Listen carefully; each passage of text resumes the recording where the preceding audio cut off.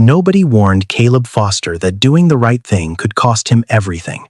He had spent 15 years at Meridian Group building a reputation so clean it was almost architectural precise, load-bearing, designed to hold weight. He arrived early, left on time, submitted reports without errors, and never once gave anyone a reason to look at him sideways. He understood, with the particular clarity of a black man navigating predominantly white professional spaces, that his margin for error was not the same as everyone else's. He did not resent this. He simply accounted for it, the way you account for weather when you're planning something important. You don't argue with the forecast, you dress accordingly. He had one principle that sat above everything else: never be in a position you cannot explain. On the night of November 14th, he abandoned that principle for a woman who would come within one phone call of destroying him. The Hargrove Hotel had been dressed up for the occasion. Meridian Group's annual charity gala filled every corner of the ballroom with people who were professionally warm and personally guarded cocktail dresses and firm handshakes and the low murmur of conversations that were really transactions. Caleb had been here for 40 minutes and had accomplished what he came for.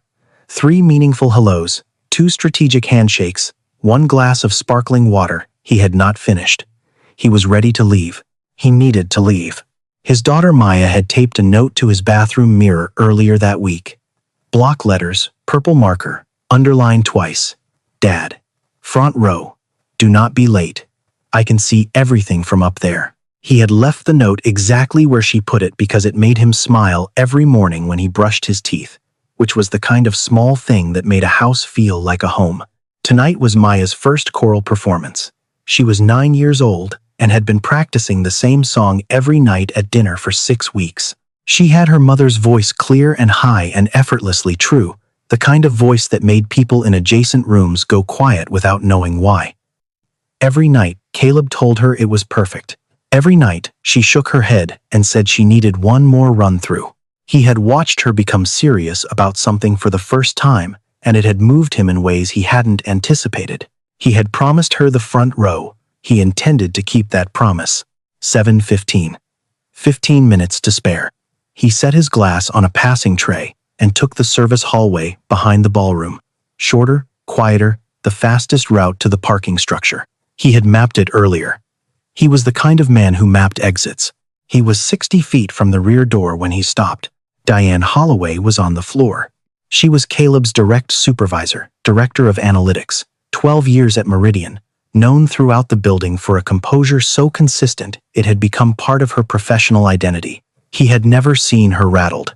He had never seen her uncertain. He had certainly never seen her sitting on the tile floor of a hotel service corridor, with her evening bag spilled open beside her, and her eyes focused on the middle distance, with the careful concentration of someone working very hard to hold the room still. A man was crouched beside her. Caleb knew him. Derek Simmons, Sales Division, 2nd floor. Derek was smiling in a way that had nothing warm in it. His voice was low and close, and his hand rested near her knee with a casualness that was not casual at all. Caleb covered the distance between them, without hurrying and without hesitating. Derek. Just the name. Flat, present, impossible to talk around. Derek looked up. Something moved across his face. Not guilt exactly, but its functional equivalent. The expression of someone who has been interrupted in the middle of something they would prefer not to be interrupted in. He stood. He straightened his jacket with the exaggerated ease of a man performing relaxation. Just checking on her, he said, and walked away before anyone could respond to that. Caleb crouched where Derek had been. Diane's eyes found him slowly, the fog of recognition clearing in stages. Foster, she said. The word had soft edges.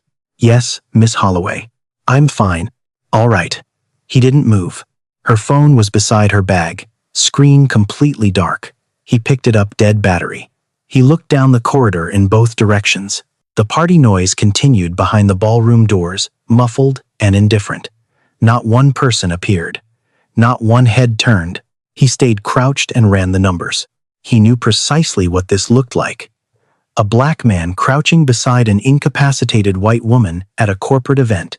He knew what that image carried without anyone having to describe it to him, had known since his early 20s, had built his entire professional conduct around never giving that image a chance to form. Everything he had constructed over 15 years was oriented around this single principle. Do not be the man in a story that writes itself without your input. And yet, Derek Simmons had just walked back toward the open bar. Diane Holloway could not stand without assistance, could not call anyone, could not provide an address. He had checked the obvious options in the time it took him to assess the situation. No female colleagues in the immediate vicinity, no hotel staff visible, no easy answer that didn't involve leaving her in a corridor where Derek or someone like him could come back. He took out his phone. He looked at Maya's last message, a row of musical notes and a star. He typed, "Maya, I am so sorry, baby girl. Something came up. Someone needs help, and I cannot leave. I will make it to the next one. I promise. I love you more than everything." He sent it. He put his phone in his pocket. He picked up Diane's bag and said, "Miss Holloway, I am going to help you to a car. I need you to try to stand." It took patience and 3 attempts. He kept his hands where a security camera would understand them. When she was finally upright, one hand braced against the wall, he began working through the options methodically. The concierge offered a rideshare service to an address Diane could not clearly name. 2 female colleagues near the valet expressed concern and then dissolved back into the evening. He tried every number he could find connected to Diane through Meridian's company directory. No one answered.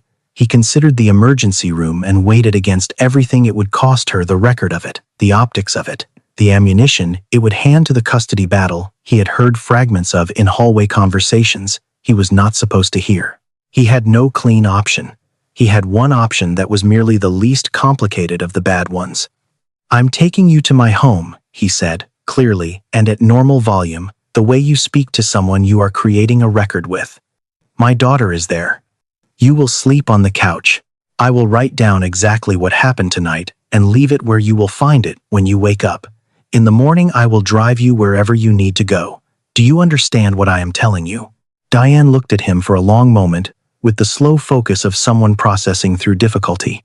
"Yes," she said. "Okay, Foster." He drove her to Clement Street. He did not speak much on the drive. He told her his name again, Caleb Foster, Data Analytics, 4th floor, in case the fog had taken it. He told her his daughter was home and asleep, and that she should not be alarmed by the presence of a child. He told her he was going to write down everything that had happened and leave it where she would see it. He spoke quietly and plainly, not to reassure her exactly, but to create a record in the air between them, the same instinct that had made him keep his hands visible in the hallway, that had governed every decision he'd made in the last hour. Diane said very little. She sat with her head against the headrest and her hands folded in her lap and her eyes at half-mast, processing something, or resting, or both. His house was modest and clean, and full of the specific evidence of a life organized around a child. Maya's school schedule magnetized to the refrigerator. Her sneakers placed with reasonable neatness beside the front door. A drawing she had made last year still taped to the wall, because he hadn't had the heart to take it down. He settled Diane on the couch, set a glass of water and 2 ibuprofen on the coffee table within easy reach, placed a folded spare blanket over her. He found a set of clean, athletic clothes his sister had left in the guest drawer and laid them on the armrest of the couch in case she wanted to change out of her dress, which had experienced a difficult evening. Then he sat at the kitchen table and wrote the note in his clearest handwriting. "Miss Holloway, my name is Caleb Foster. We work together at Meridian Group. You became ill at the gala this evening. I was unable to locate your home address or reach any of your contacts. I brought you here because I did not believe it was safe to leave you. Nothing happened. You are on the couch. I am on the floor in the living room. Your phone is on the side table charging. Water and ibuprofen are on the coffee table. My phone number is at the bottom of this note. Please call me in the morning and I will drive you home. I am sorry for the circumstances. Caleb Foster." He folded the note and set it directly on top of the ibuprofen tablets where it could not be missed. He got his own blanket from the closet, spread it on the hardwood floor of the living room, and lay down 6 feet from the couch. Through Maya's door he could hear the soft hum of her white noise machine, the small shift of her turning over in her sleep. She had texted back an hour ago, "It's okay, Dad. Mrs. Patterson got it on video. Be safe." He had read it sitting in the car in his own driveway and had stayed there for 2 minutes doing nothing because he needed 2 minutes to put the feeling somewhere before he went inside. He lay on the floor in the dark and stared at the ceiling. He had the note. He had the floor. He had done everything a decent man does and done it visibly and done it in writing. It would be enough. It had to be enough. He was still telling himself this when he fell asleep. Diane woke at 7:22 to a ceiling she did not recognize and a quality of light that was wrong for her apartment. She lay still for one disoriented moment before the inventory arrived. Unfamiliar couch, unfamiliar blanket, unfamiliar gray athletic clothes that were not the dress she had been wearing. Evening bag on the floor, closed. Shoes beside the couch, placed neatly. Phone on the side table fully charged. Screen alive with notifications. 14 missed calls, 12 from Sandra Cole, 2 from a number she didn't recognize. 1 text from Sandra, time-stamped 6:51 in the morning. Diane, do not do anything until you call me. I mean it. Nothing. A folded piece of paper sat on the coffee table on top of 2 white tablets. She reached for it. Her fingers were on it when the phone lit up again. Sandra, calling live, the screen pulsing, and she picked up the phone instead. Where are you? Sandra's voice had the controlled urgency of someone who had been awake for a while managing their own alarm. I'm Diane. Looked around. I'm in someone's house. I don't fully remember leaving the hotel. Whose house? The name was written on the outside of the folded note. Foster. Caleb Foster. He works under me at Meridian. 2 seconds of silence. Then Sandra shifted into the register she used in depositions. Quick, flat, designed to eliminate alternatives. You woke up in a male subordinate's home in his clothing with no memory of how you got there. I don't remember the specifics, but there's a note. Diane, Marcus's attorneys are looking for exactly this. You cannot let this sit without a response. I'm contacting HR at Meridian right now to log a potential incident. We document first. We sort out the details after. Sandra, wait, I should read. Read it after. We move first. The sound of typing. Done. Now listen to me. Do not speak to this man before you've talked to me again. Don't thank him. Don't confirm anything. Get outside and call me back in 5 minutes. The call ended.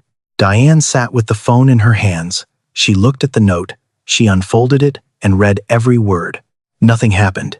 You are on the couch. I am on the floor in the living room. She looked at the floor. The rug held the impression of a body, the slight compression of fibers where someone had lain for several hours and then gotten up. She looked at her dress, folded with care over the armrest. She looked at the water glass, positioned exactly within easy reach. She looked at her phone, 100% charged. She was reading the note a second time when a door down the hallway opened. The girl who walked out was 9 years old and still mostly asleep, navigating toward the kitchen on the muscle memory of established routine. She was wearing yellow star pajamas and had 2 braids that had survived the night with reasonable integrity. She came into the living room, registered Diane, and stopped. She looked at Diane the way children look at things they are genuinely curious about directly, without the social management that adults apply to staring. You're the sick lady from last night, she said. It was not unfriendly. It was simply accurate. I am, Diane said. Yes, I'm Maya. She moved to the armchair across the room and sat in it the way someone sits in their own chair. Dad said you needed help. It seems that I did. Maya studied her for a moment. Are you better? Getting there. There's toast, if you want it. Dad got the seed bread again. I think it tastes like cardboard, but he says it builds character. She considered something. Do you want some tea? I can make tea. I know how. I'm all right, thank you. Maya nodded. Then she said, in the same even tone she had used for everything else, he missed my show. Diane went still. Last night, Maya said. It was my first one. He had been planning to come since September. She was not performing sadness or leveraging guilt. She was simply reporting a fact about her life, with the acceptance of someone who understood that facts did not always arrange themselves conveniently. He texted me before it started. He said someone needed help. A pause. Mrs. Patterson recorded it for him. Diane had nothing to say to this. There was nothing that would not sound insufficient. He says, sometimes grown-ups need help more than kids do, Maya continued, quoting something she had clearly been given as a framework and was still deciding whether she agreed with. He says that's not an excuse, it's just how things are, sometimes. She pulled one knee up to her chest. I think I get it. Kind of. She was 9 years old, and she was being generous about something that had cost her something real. Diane looked at this child sitting in her own armchair, in her star pajamas, talking about her father's absence with the dignity of someone 4 times her age, and felt something move through her that she did not have immediate language. I'll make tea, Maya decided, and stood up and went to the kitchen with the authority of someone who has identified a problem and a solution simultaneously. Diane stood. She moved through the living room slowly. On the wall, a photograph of Caleb, Maya, and a woman who was clearly Maya's mother laughing, genuinely, the unguarded kind. Maya was small in the picture, maybe 5, sitting in the woman's lap with both of them mid-laugh at something outside the frame. Caleb had his arm around them. He was not laughing. He was watching them with an expression of such complete and undefended happiness that it was almost difficult to look at directly. The woman had been gone for some years now. Diane had registered this once, as administrative information, and filed it away without sitting with it. She sat with it now. On the refrigerator, Maya's weekly schedule, written in 2 different handwriting styles. Maya's in the activities, Caleb's at the bottom in darker ink. Pack snack. Side lot parking. Do not be late. On the floor by the front door, small sneakers, laces still tied from the last wearing, set against the baseboard with the automatic neatness of a child who had been asked to do this enough times that it had become reflex.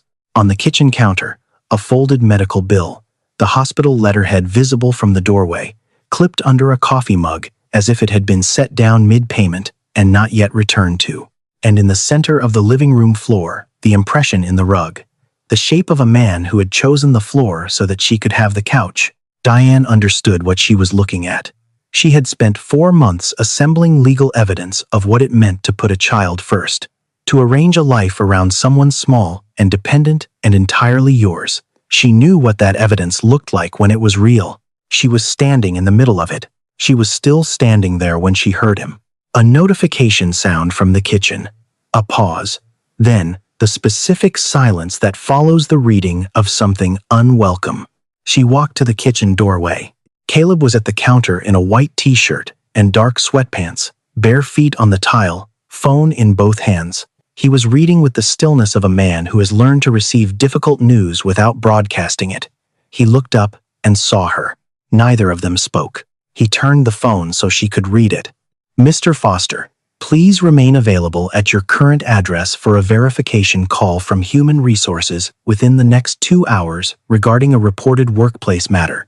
Please do not contact any Meridian personnel regarding this situation prior to speaking with HR. Thank you. Diane read it. Read it again.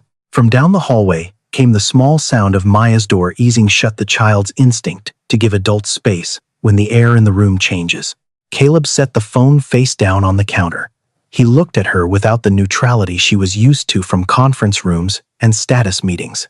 This was something older and quieter, the expression of a man who has done the right thing before and watched it go wrong before, and had done it again anyway, and was now standing in the familiar territory of the consequences.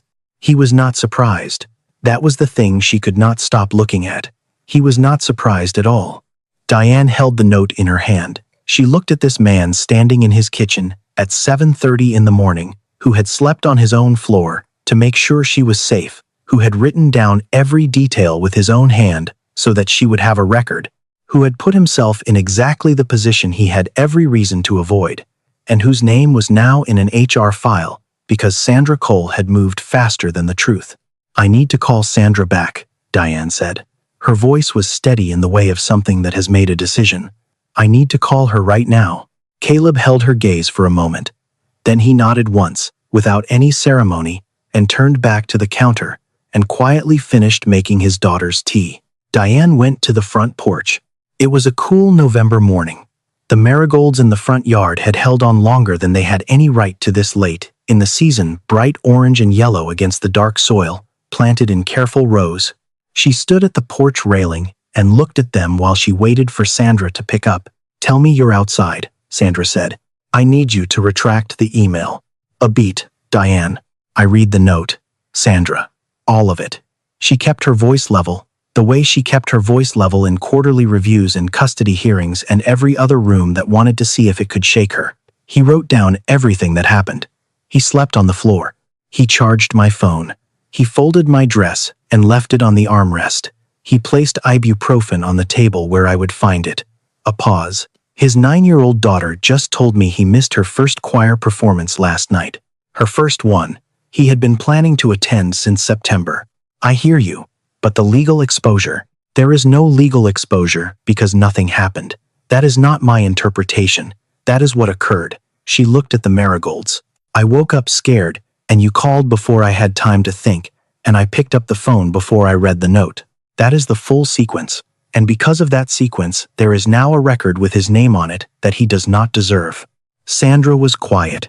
If my custody case requires me to let an innocent man take damage he didn't earn, then we are building the wrong case. Diane's voice did not waver. Retract it, Sandra. This morning. Right now. The silence stretched. Sandra Cole had 17 years of family law and 4 consecutive custody wins, and a particular stillness she got when the argument had moved past what she could reasonably counter. All right, she said. I'll retract it. Thank you, Diane.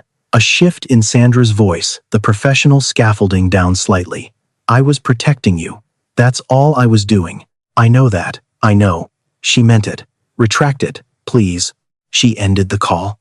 She stood on the porch a moment longer, looking at the marigolds, breathing the cold air. Then, she went back inside. Caleb was still in the kitchen. He looked up when she came in, and she stayed in the doorway not because she was unwilling to enter, but because some conversations are cleaner when you keep a little distance, when you don't let them become something warmer than they are. Sandra is retracting the email, she said. I'm going to call HR directly and give them my account, what happened at the hotel, the note, everything. Then I'm going to request the security footage from the Hargroves hallway cameras. She paused. I know it doesn't erase what was filed. I know there's a record with your name on it, and I understand what that means. I am going to do everything I can to make sure it's closed without a mark. He looked at her steadily across the kitchen. Why didn't you read the note first? The question was genuine. No edge to it. He was not twisting a knife, he was trying to understand the mechanism, the exact sequence of events that had brought them here, with the precision of someone who needed to know how things break so he could account for it. I woke up not knowing where I was, she said, and Sandra called before I had found my footing. And scared plus Sandra in your ear before you've had 30 seconds to think is a very specific kind of tunnel. She looked at him directly. That is not an excuse. It is an explanation. I know the difference. Something shifted slightly in his expression. Yeah, he said, quietly. There is one. The kitchen was still. Down the hall, barely audible, Maya humming to herself. You reported Greg Paulson to HR, Diane said. I told them what I saw. Good. A pause. That is the version of last night I needed protection from. I want you to know, I understand that. Caleb was quiet for a moment. When he spoke, it was without particular emphasis, just truth sitting in the open air between them. I know. He turned back to the counter. She went to make her calls. The hotel released the hallway footage 48 hours later. 4 minutes and 31 seconds. It showed Caleb walking toward Diane with the gait of someone who has identified a problem and moved toward it rather than away. It showed Derek Simmons standing, smoothing his jacket, walking in the opposite direction. It showed Caleb crouching with his hands visible and his posture open, no contact beyond what was necessary for support. It showed him on his phone, trying number after number, waiting, trying again. It showed him walking Diane to the exit with the careful attention of someone transporting something that matters. One hand at her back, the other visible, every movement measured and clear. There was nothing on that footage that needed interpreting. Brenda Walsh called on a Wednesday afternoon. Administrative leave lifted. File closed, with a formal correction notation attached to the original complaint. Greg Paulson, she indicated in a tone that suggested she had said exactly as much as she intended to, was being handled through a separate process. We appreciate your patience through this, Mr. Foster, she said. "Thank you, Brenda," Caleb said. He meant it without irony. After the call, he sat for a while at his kitchen table and looked out the window at the backyard, the small square of November grass, Maya's reading chair still out there, though it was getting too cold. The way the late afternoon light had started going gold across the fence at 4 o'clock now. He let the news settle into the day. Then he got up, took the ground beef out of the refrigerator, boiled a pot of water, and made his daughter the mac and cheese he owed her. She ate 2 bowls and rated it 10 out of 10, and then revised to 9.8 because she felt honesty required some acknowledgement of room for theoretical improvement. He told her 9.8 was more than sufficient. She told him she was being generous.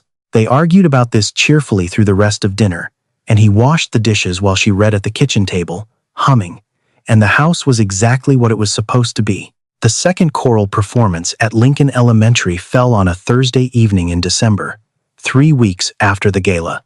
Caleb was there 17 minutes before the doors opened. He had the 3rd row center seat. Maya had amended her seating preferences after a careful acoustic analysis she had conducted by standing in different parts of the empty auditorium after her last rehearsal and having Mrs. Patterson clap from the stage. He had his phone charged, camera ready, ringer off. He had brought apple slices and peanut butter crackers for the drive home, which Maya would accept under protest and finish completely. When the choir filed on stage, Maya found him the way she always found him immediately, by some navigation that did not require effort, the specific calibration of a child who has learned to locate her person. She was in the white shirt, braids intact. She took her position in the 2nd row and stood with the straight-backed seriousness of someone who had been working toward this moment for 6 weeks and intended to honor that work. She found his face. She smiled, the small one, not the performance smile, but the private one, the one that meant you came and I see you and that is the whole thing, really. He smiled back. The director raised her hands. At the back of the auditorium, just inside the rear doors, Diane Holloway stood by herself. She had not told him she was coming. She had no intention of making herself known. She was here for a reason that had no transaction attached to it, no gesture she needed him to witness, no credit she was collecting. She was here because she had nearly taken this from him. This specific evening, this particular moment of a father in the 3rd row watching his daughter do something she had practiced for 6 weeks. She had nearly removed it with a phone call made in 30 seconds of fear. She owed it something to be present for it, quietly, in the back, without asking anything of it. She watched the director raise her hands. She watched Maya Foster in the 2nd row, 9 years old, back straight, chin level, entirely ready. She watched Caleb in the 3rd row, phone raised, steady, recording every second the way he had promised he would. The music started. Maya's voice came in with the others on the first verse, and then found its own altitude in the second, not pushing, not performing outward, just present in the way that something genuinely clear is present when the things around it are only approximately clear. The woman standing beside Diane went still. A man 2 rows ahead tilted his head slightly, attending. Caleb did not move. He held the phone level and watched his daughter, and Diane had the distinct sense that he was holding very still on purpose, the way you hold still when something is happening that you do not want to interrupt with even the motion of your own breathing. She stood at the back with her hands folded and felt the sensation she had been carrying for 3 weeks, the feeling of having stood at an edge she had not recognized as an edge, until she was already close enough to it that the step back had required intention. She had taken that step. She was glad she had taken it. She understood that being glad was the smallest possible response to having nearly not taken it. She left before the applause finished. Through the double doors and into the cold December dark, hands in her coat pockets, the sound of the auditorium falling away behind her. She stood on the sidewalk outside Lincoln Elementary and looked up. Clear night, a few stars asserting themselves against the light pollution. Down the block, a family was loading into a minivan, kids arguing, a parent negotiating the logistics of car seats with the practiced efficiency of someone who has done this 10,000 times. She took out her phone and texted her son, "Hey buddy, just thinking about you tonight.